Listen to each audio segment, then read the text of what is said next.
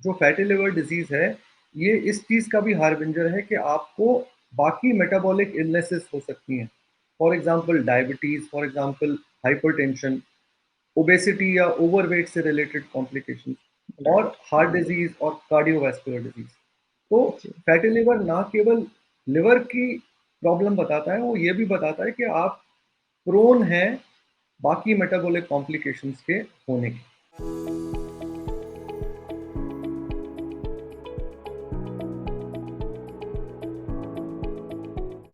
नमस्कार, मैं हूं डॉक्टर निखिल अग्रवाल।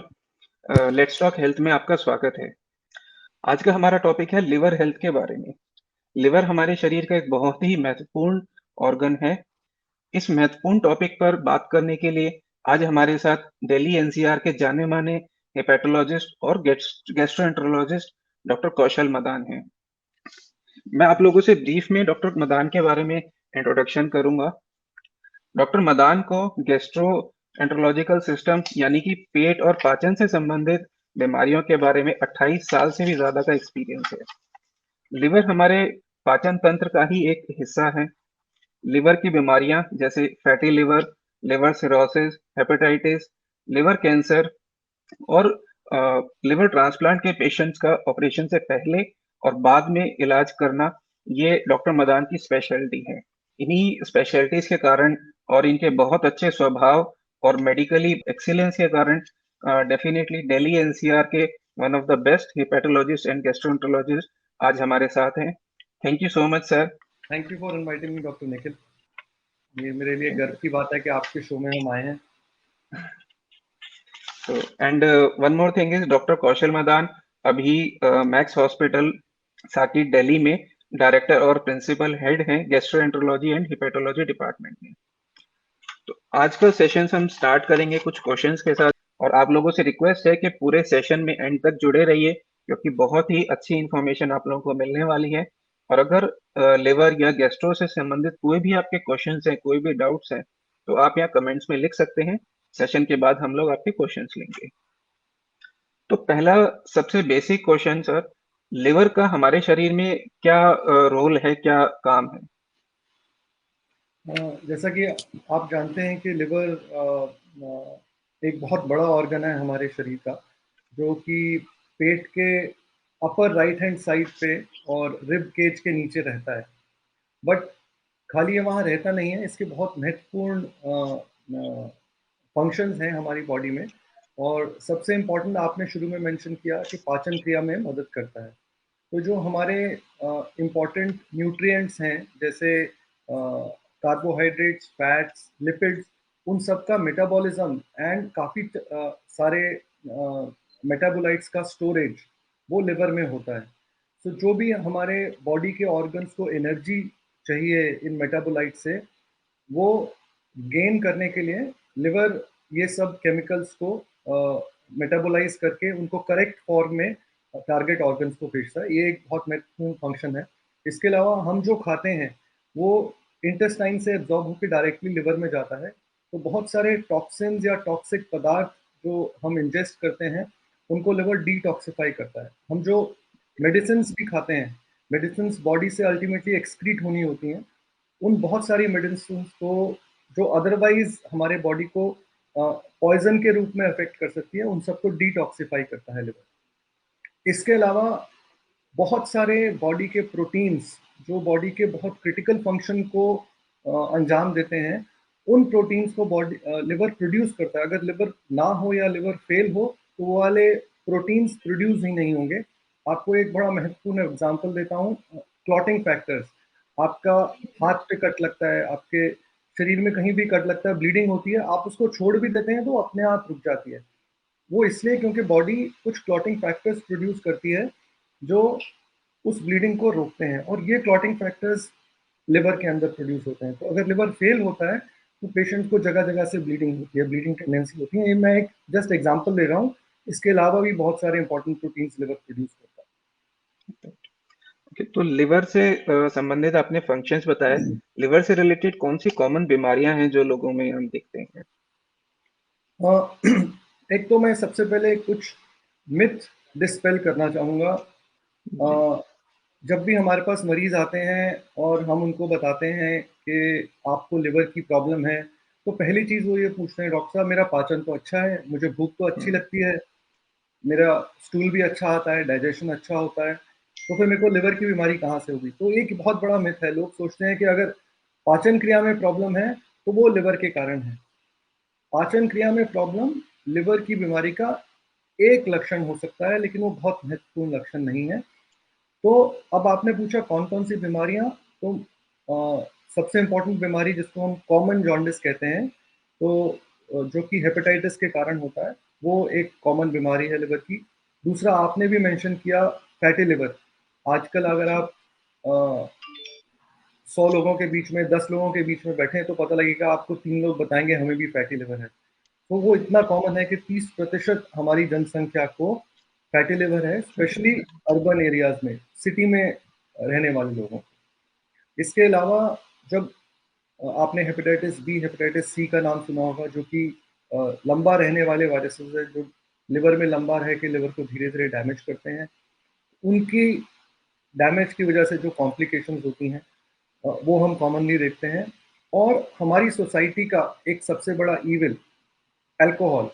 तो अल्कोहल अब्यूज़ से जो लिवर में प्रॉब्लम होती है जिसको अल्कोहलिक लिवर डिज़ीज़ कहते हैं, ये आई थिंक 3-4 प्रमुख कारण हैं लिवर की बीमारियों। तो क्या जैसे बड़े लोगों में होता है, बच्चों में भी लिवर डिजीज कॉमनली दिखती है? हाँ, ये आपने अच्छा सवाल पूछा। इवन पीडियाट्रिक एज ग्रुप में पेशेंट्स को हेपेटाइटिस होता है, वायरल हेपेटाइटिस होता है, viral hepatitis A, viral hepatitis E. दूसरा, हमारे देश में जो हेपेटाइटिस बी का जो संक्रमण है, जो हेपेटाइटिस बी ट्रांसमिट होता है, उसका मोस्ट कॉमन मोड होता है मदर टू चाइल्ड ट्रांसमिशन या अर्ली चाइल्डहुड हॉरिजॉन्टल ट्रांसमिशन। मतलब एक बच्चे से दूसरे बच्चे में जब वो आपस में खेलते हैं, एक दूसरे को काटते हैं, उनको चोट लगती है, उससे ट्रांसमिट होता है। तो हेपेटाइटिस बी भी बच्चों में कॉमन है। और तीसरा फैक्टर आई थिंक जिसका जिसका एक बहुत इंपॉर्टेंट मैसेज आपके प्लेटफॉर्म के थ्रू मैं देना चाहूँगा, फैटी लिवर। हम सोचते थे कि फैटी लिवर एडल्ट्स में होता है, मिडिल एज में जाके होता है। बट आजकल का अगर आप लाइफ़स्टाइल देखें बच्चों का, जो फिज़िकल गेम्स नहीं खेलते, घर में कंप्यूटर गेम्स या टीवी गेम्स या फ़ोन लेके बैठे रहते हैं, चैट करते रहते हैं और साथ में जंक फूड खाते हैं। Junk junk food food. Which is rich in bad kind of fat and bad kind of sugar. तो ये सब चीज़ें लेके बच्चों में भी एक संक्रमण चल रहा है non alcoholic fatty liver disease का। तो ये सब बीमारियाँ बच्चों में भी कॉमन हैं। और चौथी बहुत इम्पोर्टेंट कैटेगरी बच्चों में जो कॉमन है वो है जेनेटिक डिजीज़ेज़। जेनेटिक और मेटाबॉलिक डिजीज़ेज़ जो वो जीन्स के ज़रिए अपने पेरेंट्स से इनहेरिट करते हैं। उसका एक एग्ज़ाम्पल है for example copper storage disease जिसको विल्सन डिजीज़ कहते हैं। जैसा आपने अभी बताया कि लिवर डिजीज का एक सिम्टम हो सकता है पाचन में प्रॉब्लम, तो लिवर डिजीज के और क्या-क्या मेन सिम्टम्स होते हैं? So I think that is very important. एक सिम्टम जैसे मैंने बोला कॉमन जॉन्डिस। तो जॉन्डिस में लोगों की आंखें पीली हो जाती हैं, पेशाब डार्क रंग का आता है। ये यूजुअली वायरल हेपेटाइटिस के कारण होता है और इसकी शुरुआत में जो सिम्टम्स होते हैं वो किसी भी नॉर्मल फ्लू की तरह के सिम्टम्स होते हैं कि मरीज को शुरू में हल्का बुखार, बदन दर्द, भूख कम लगना, आंखों में पीलापन आना, खुजली होना, ये सब एक्यूट हेपेटाइटिस के सिम्पटम्स होते हैं। दूसरा बहुत इंपॉर्टेंट चीज़ है समझने वाली, जो क्रॉनिक लिवर डिजीज़ होती हैं, जैसे मैंने बताया लिवर बहुत बड़ा ऑर्गन है। जब 90% से ज़्यादा खराब नहीं हो जाता तब तक बताता नहीं है कि खराब है। तो बहुत सारी डिजीज़ेज़ इसमें साइलेंट रहती हैं। तो for example hepatitis B, hepatitis C को साइलेंट किलर भी कहा जाता है बिकॉज़ शुरू में इसमें कोई सिम्पटम्स नहीं होते। 10, 15, 20, 30 साल बाद जाके सिम्पटम होते हैं और तब तक बहुत लेट हो चुका होता है। और जो लेट डिजीज़ेज़ होती हैं जिसमें लिवर खराब होने लगता है, उस टाइम के सिम्पटम्स होते हैं अगेन आँखों में पीलापन, भूख ना लगना, वज़न कम होना, पेट में पानी भर जाना, पैरों में सूजन आना, कभी-कभी हल्की बेहोशी होना या खून की उल्टी होना। तो ये सब सिम्पटम्स हैं एडवांस्ड लिवर डिजीज़ के। ओके। तो जैसा आपने कहा कि लिवर की डिजीजेज बहुत सारी ऐसी हैं जो बहुत देर से पता चलती हैं सिम्टम के हिसाब से। तो क्या कुछ ऐसे टेस्ट हैं जिनको हम रूटीनली कराकर या सिम्टम होने पे या बिना सिम्टम के भी रूटीनली करा के लिवर डिजीज अर्ली आइडेंटिफाई कर सके? जी।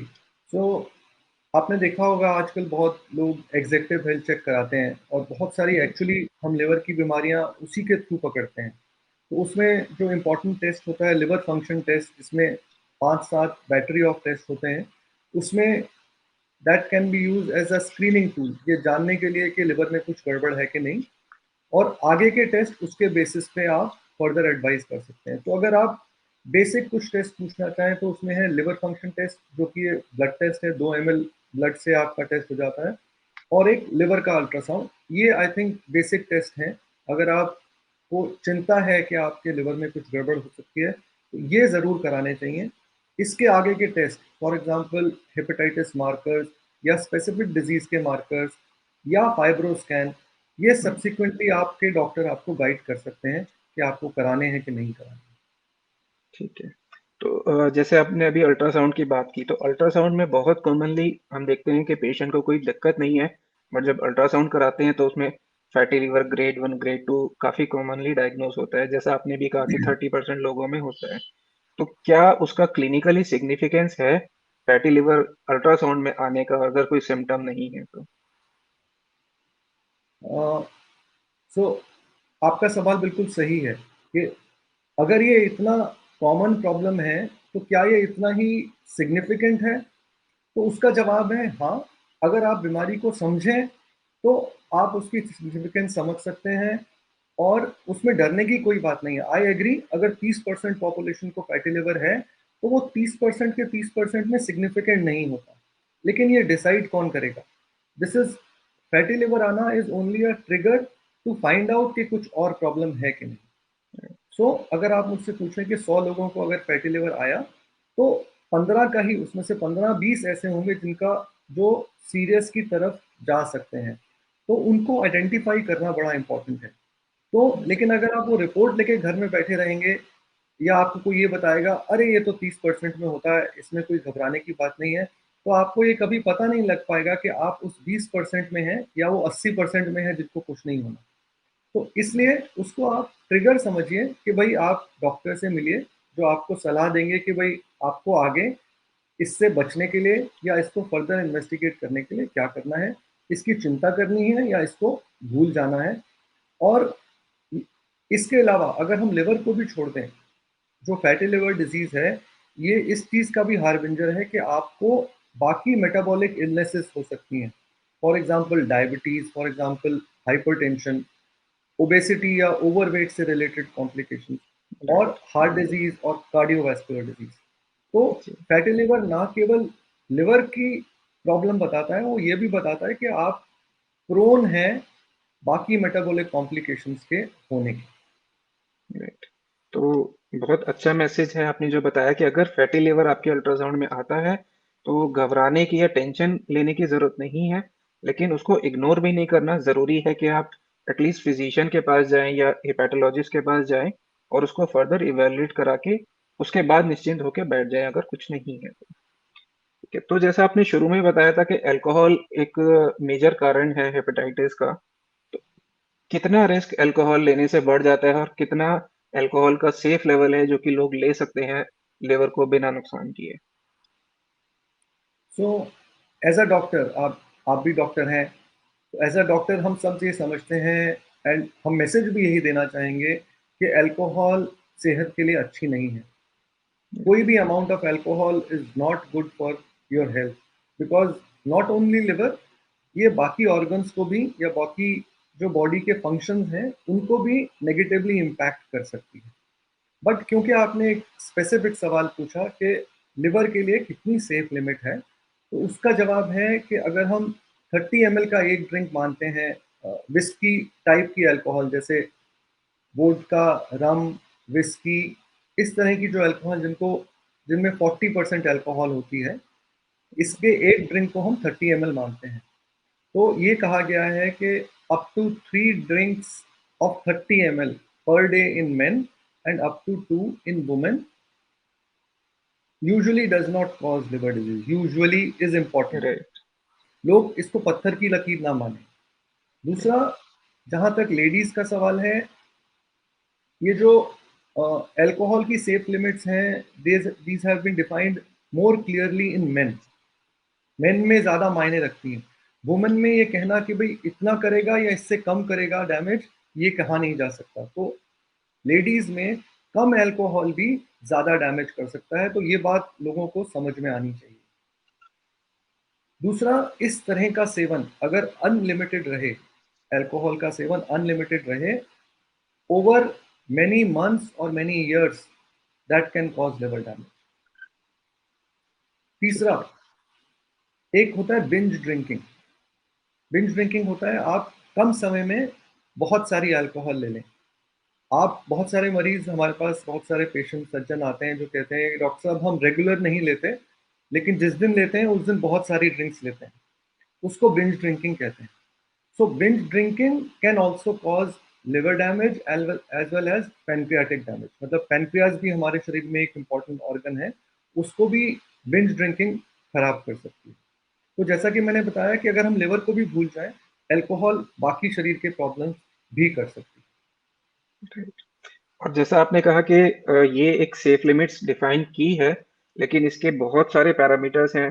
अगर आप अल्कोहल आप लिमिट्स में भी ले रहे हैं, साथ में आप बहुत ज़्यादा स्नैक्स खा रहे हैं, वो भी आपको कोलेस्ट्रॉल ऐड कर रहे हैं लिवर को और बाकी ऑर्गन्स को डैमेज कर रहे हैं। है। ओवरऑल बिल्कुल। आपका लाइफ़स्टाइल कैसा है, उस पे भी डिपेंड करता है। अगर आपकी फिज़िकल एक्टिविटी बहुत कम है या अच्छी है, तो ये जो लिमिट्स हैं ये डिफाइन की है, but it is not absolute. हर इंसान की बॉडी अलग है, तो जितना हो सके अवॉइड करें, बट अगर लेना भी है किसी को तो इस लिमिट से ज़्यादा बिल्कुल ना लें। जी। तो डॉक्टर निखिल, मैं तो एक बात और कहना चाहूंगा जो आपने भी यस। अभी एम्फेसाइज की है। हर एक इंडिविजुअल की अपनी लिमिट्स होती हैं, तो ये समझना बड़ा इंपॉर्टेंट है। जस्ट फॉर एग्जांपल, अगर आप 30% पॉपुलेशन को फैटी लिवर है, तो ये फैटी लिवर वाले जो पेशेंट्स हैं, स्पेशली दोज जिनको आगे चल के फैटी लिवर ने और खराब करना है, उनके लिए ये सेफ लिमिट्स नहीं है।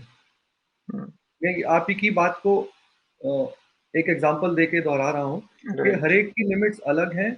और अगर 30% पॉपुलेशन को एक अंडरलाइन लिवर डिजीज है, इनका लिवर बैड है, तो वो भी अगर अपने आप को बाकियों की तरह समझ के उतनी लिमिट्स में लेंगे, तो उनको शायद अल्कोहल ज़्यादा डैमेज करे। ज़्यादा डैमेज करेगी। और मैक्सिमम लोग अपने रूटीन टेस्ट कराते भी नहीं हैं, तो अगर जो 30% भी हैं जिनको फैटी लिवर या कोई और डिजीज़ है, तो मोस्टली उनको पता भी नहीं होता है, बट वो जस्ट लिमिट्स में मान के और कहते हैं कि डॉक्टर्स ने कहा है, या रेड वाइन का बहुत लोग कहते हैं हार्ट के लिए अच्छा है, तो वो लेते रहते हैं। तो उन सब के लिए मैसेज है कि आप लोग जितना हो सके अल्कोहल को अवॉइड करें। ओके। तो नेक्स्ट मेरा सवाल है कि जो ओबेसिटी, जैसे अभी हमने बात की थी, बच्चों में भी ओबेसिटी काफी बढ़ गई है, बड़ों में भी बहुत है, तो ओबेसिटी से लिवर डिजीज का कितना रिस्क बढ़ता है, क्या रिलेशन है? तो अभी हमने बात करी फैटी लिवर डिजीज की। सो एक टाइम था जब फैटी लिवर डिजीज हम सब मानते थे अल्कोहल की वजह से होती है। तो अब दूसरे रिस्क फैक्टर्स हैं जिससे फैटी लिवर डिजीज होती है, और इसको हम non alcoholic fatty liver disease कहते हैं। और उसका एक प्रमुख कारण है मोटापा और ओबेसिटी। तो ओबेसिटी तो स्पेशली बचपन में शुरू होती है और मिडिल एज तक कंटिन्यू करती है, वो ज़्यादा डेंजरस है, because it gives you a higher dose of obesity. 10 15 20 30 साल की मोटापन और उसके मेटाबॉलिक इफेक्ट्स जो लिवर पे होते हैं, वो लिवर को ज़्यादा डैमेज करते हैं।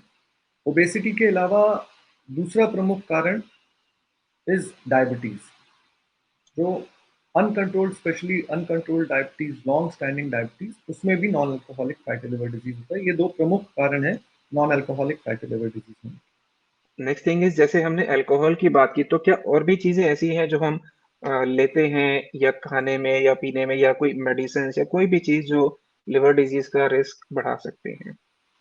एक तो बहुत सारे हमारे देश में ये मिथ्स हैं कि जो नेचुरल या हर्बल प्रोडक्ट्स होते हैं, they are safe for any kind of treatment.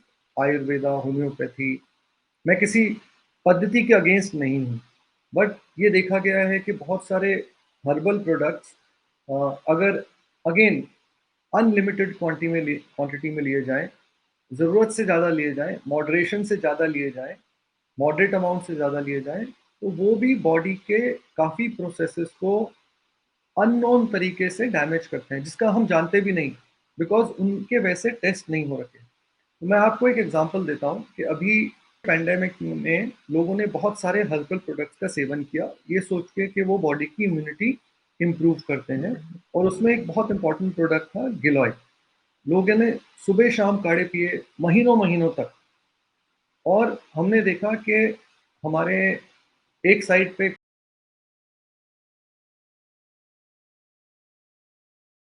Pandemic चल रहा था, दूसरी साइड में हम लिवर स्पेशलिस्ट बहुत सारे ऐसे पेशेंट देख रहे थे जिसमें अननोन हेपेटाइटिस, जिसका कारण हमें पता नहीं लग रहा था, लिवर डैमेज हो रहा था, पेशेंट जॉन्डिस से प्रेजेंट कर रहे थे, लिवर फेलियर के लक्षण से प्रेजेंट कर रहे थे, और हमें सारे हमारे टेस्ट नेगेटिव आ रहे थे, और उनमें एक ही हिस्ट्री कॉमन थी कि उन्होंने गिलॉय के काढ़े पिए थे। तो इस पे एक दो पब्लिकेशंस भी आई हैं हमारे देश से, small number of patients case series, जिसने ये बताया है कि इन सारे पेशेंट्स में एक ही कॉमन फैक्टर था, और वो था intake of herbal immune boosters, and उसका मेन कॉन्स्टिट्यूएंट था गिलॉय। तो जो चीज़ को हम सेफ भी समझते हैं, ये समझ के कि वो हर्बल है, प्लांट बेस्ड है, बट अगर उसके अंदर जो पदार्थ है उसकी कॉन्सेंट्रेशन का हमें नहीं पता, वो बॉडी को कैसे अफेक्ट करता है वो नहीं पता, तो वो भी हमें अवॉइड करना चाहिए। इससे एक और चीज़ मैं मैसेज देना चाहूँगा कि कोई भी चीज़ मॉडरेशन में करी जाए ठीक है, कोई भी चीज़ मॉडरेशन के बियॉन्ड करी जाए वो खराब है। फॉर एग्जांपल अल्कोहल, आपने भी बहुत सारी, आपने एक स्टडी का जिक्र किया, red wine. So even alcohol in moderation is fine. Similarly, all these things which you feel are useful, but if taken beyond limits, can be harmful. यही मैसेज है, हम लोग किसी भी व्यक्ति के अगेंस्ट नहीं है। अगर आपको आयुर्वेदा में बिलीफ है, तो आप उसकी प्रॉपर कंसल्टेशन लें एक अच्छे प्रैक्टिशनर से और उस हिसाब से लें, क्योंकि उसमें भी आयुर्वेदा में भी प्रॉपर डोसेज है हर चीज़ की और हर पेशेंट को हर चीज़ नहीं दी जा सकती। तो ऐसा नहीं है कि कोई भी कुछ भी ले ले, कितना भी ले ले। हमने लिवर की बीमारियों के बारे में जाना, लिवर की बीमारियाँ कैसे होती हैं। अब कुछ इसके बारे में आप बताइए कि हम लोग ऐसा क्या कर सकते हैं, जिससे लिवर की बीमारी ना हो या अगर हो गई है तो उसका इलाज बेटर हो जाए in addition to the medical treatment? I think ये अच्छा सवाल है, because prevention is always better than cure, कि अगर बीमारी नहीं हुई है तो उसको प्रिवेंट कैसे करें। तो अगर हम ये जानें ये बीमारियां कैसे होती हैं, तो उन प्रॉब्लम्स से बच के हम इनको प्रिवेंट कर सकते हैं। फॉर एग्जांपल, हेपेटाइटिस ए और हेपेटाइटिस ई प्रदूषित खाने और पानी से फैलते हैं। तो अगर हम सेफ हैंड्स, जैसे हमने कोविड में सीखा सेफ हैंड्स कैसे रखने हैं, साफ हाथ कैसे रखने हैं, कैसे हाथ धोने हैं खाने से पहले, सो safe hand, safe water, safe food का ध्यान रखें, तो हम हेपेटाइटिस ए और ई से बच सकते हैं, जो कि प्रमुख कारण है एक्यूट हेपेटाइटिस के, एक्यूट जॉन्डिस के हमारे देश में। दूसरा, हेपेटाइटिस बी और हेपेटाइटिस सी परक्यूटेनियस मोड से स्प्रेड होते हैं, जैसे प्रदूषित खून, unsafe injection practices, unsafe sex, and from mother to child. तो to prevent mother to child transmission, हमारे देश में हेपेटाइटिस बी का वैक्सीन अवेलेबल है। हेपेटाइटिस बी का वैक्सीन यूनिवर्सल इम्यूनाइजेशन प्रोग्राम के तहत आता है, जिसमें पैदा होते ही बच्चे को एक बर्थ डोज दी जाती है, उसके बाद 3 डोजेज और मिलती हैं हेपेटाइटिस बी की।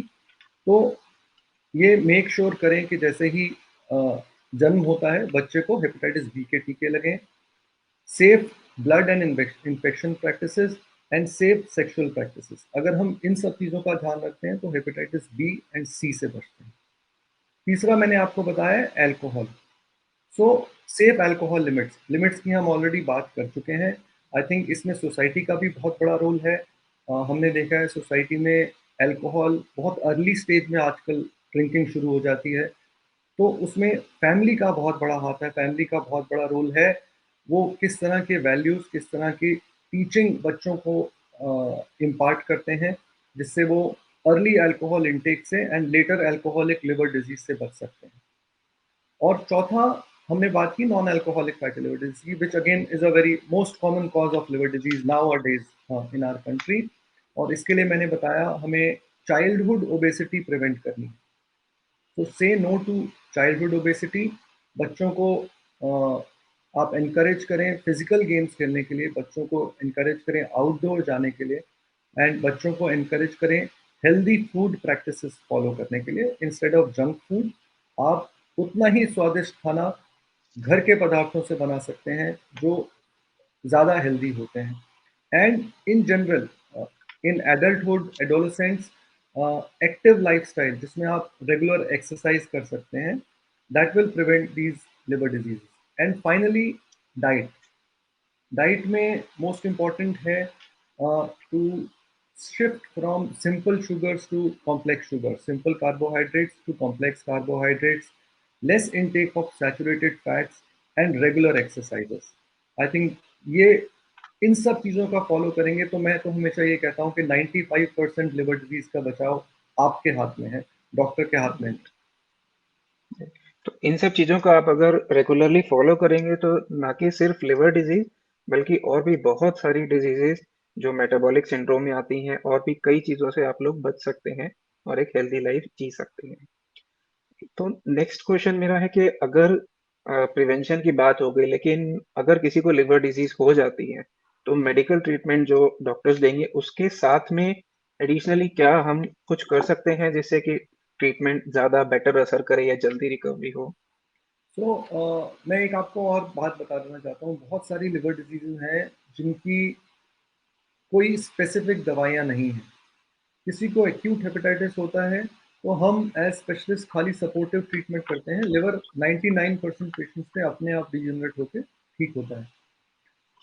और बाकी जैसे non alcoholic fatty liver disease है उसके लिए भी कोई स्पेसिफिक ट्रीटमेंट नहीं है। जैसे मैंने बताया लाइफस्टाइल डिजीज है, आपको लाइफस्टाइल को ठीक करके ही अपने आप को उससे ट्रीट करवाना है।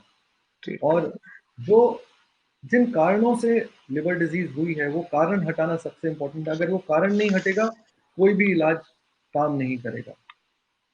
तीसरा, हेपेटाइटिस बी और हेपेटाइटिस सी की हमारे पास स्पेसिफिक मेडिसिन है। उसके मरीज जब हमारे पास आते हैं तो उनको वो दी जाती है and most of these patients can be treated effectively.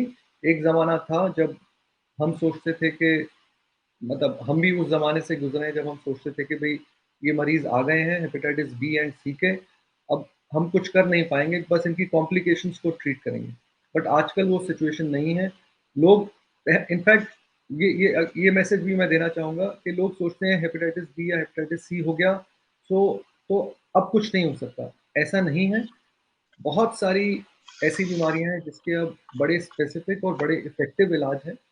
जो कॉम्प्लिकेशंस हैं उनको भी ट्रीट किया जा सकता है। आपको लिवर फेलियर हो जाए उसको भी ट्रीट किया जा सकता है लिवर ट्रांसप्लांट के माध्यम से। तो इसमें मायूस होने की कोई बात नहीं है कि हमें आज ये बीमारी लिवर की पता लग गई। लोग अभी भी घबरा के हमारे पास भागे भागे आते हैं। उनको मैं ये मैसेज देना चाहूँगा, उसमें इतना घबराने की बात नहीं है। हर एक चीज़ का इलाज आज के ज़माने में संभव है। ठीक है। जैसे सबसे पहले आपने लिवर के फंक्शंस में बताया था कि लिवर का काम है डिटॉक्सिफिकेशन करना। तो इसी के साथ आजकल बहुत ज़्यादा डिटॉक्सिफिकेशन ऑफ लिवर का सिस्टम चल गया है कि वो लिवर को ही डिटॉक्स करने के लिए बहुत सारे प्रोडक्ट्स हैं, डाइट्स हैं, बहुत सारी चीज़ें हैं। तो उसके बारे में आपका क्या ओपिनियन है? तो मार्केट में एज अ मार्केटिंग प्रोसेस बहुत सारे लोग बहुत सारे प्रोडक्ट्स सेल कर रहे हैं जिसमें जिनको वो कहते हैं कि लिवर डिटॉक्सिफिकेशन के लिए अच्छे हैं। Some of them are herbal products, some of them are natural products, some of them are ayurvedic products, some of them are just a mixture of diets. तो मेरा मैसेज यही है कि जैसे मैंने पहले भी कहा, अनसर्टिफाइड हर्बल और आयुर्वेदिक और कॉम्प्लीमेंट्री एंड ऑल्टरनेटिव मेडिकेशन, इनसे हमें बचना चाहिए। अगर आपको कुछ फॉलो भी करना है तो just follow healthy diet related liver detox. अगर आपको ये वर्ड बहुत अच्छा लगता है लिवर डिटॉक्स, तो आप इसको भले इसके पीछे भागिए, बट मेक श्योर कि ये खाली खाने के पदार्थ और फूड आइटम्स का ऊपर नीचे किया गया मिश्रण हो, rather than taking some herbal medications और हर्बल प्रोडक्ट्स।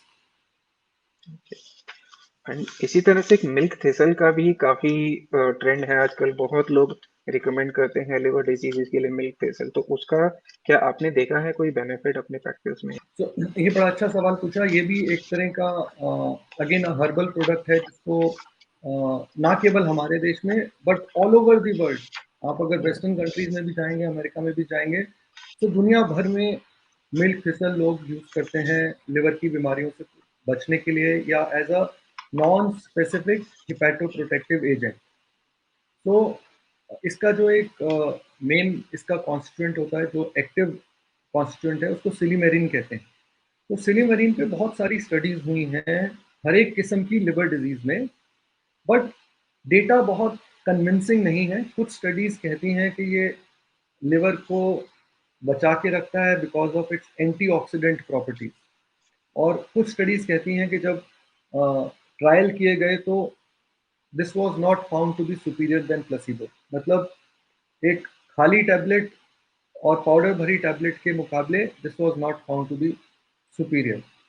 तो इसलिए अगर प्योर मिल्क थिसल की बात करते हैं लोग, तो मैं अपने मरीजों को यही बताता हूँ कि इसका फायदा भी नहीं होगा, नुकसान भी नहीं होगा। तो अगर आप इसको लेना चाहें तो ले सकते हैं, बट एक वार्निंग मैं ये देना चाहूँगा, बहुत सारे प्रोडक्ट्स जो मिल्क थिसल के अवेलेबल हैं मार्केट में, उनमें बाकी कॉन्स्टिट्यूएंट्स भी हैं जिनके बारे में हम नहीं जानते। बाकी हर्बल कॉन्स्टिट्यूएंट्स भी होते हैं, तो वो कई बार प्योर मिल्क थिसल नहीं होते, उसमें 10 कॉन्स्टिट्यूएंट्स और 10 इंग्रेडिएंट्स और होते हैं जो कि आपके लिवर को या बाकी ऑर्गन्स को डैमेज कर सकते हैं। तो उसमें आपको ध्यान रखना है। एक चीज़ मैं पहले भूल गया जो आपने पूछा था बचाव के लिए। तो अगर हम फूड आइटम्स की बात करें तो कौन सा फूड आइटम लिवर के लिए हेल्दी माना जाता है, तो उसमें से जो जिसके लिए सबसे ज़्यादा डेटा अवेलेबल है from across the world, from population studies, that is coffee.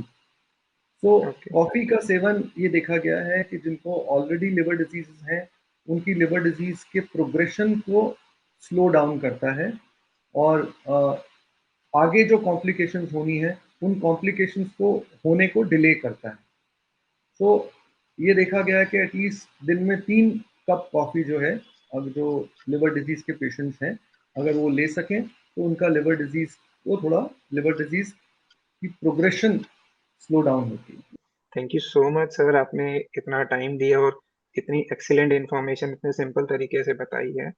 And हम कोशिश करेंगे आगे भी लिवर के कुछ स्पेसिफिक टॉपिक्स के लिए आपके साथ और सेशंस कर सकें। And thank you everyone for being with us here and giving your valuable time and asking these beautiful questions. Thank you everyone. Thank you, Dr. Nikhil, and thank Thank you you to so your much. platform for this dissemination of liver health related information. And मुझे आशा है कि इससे बहुत सारे आपके सुनने वालों को और पॉपुलेशन एज अ होल को इम्पोर्टेंट मैसेजेस मिले होंगे। Thank you. Thank you so much sir. Thank you.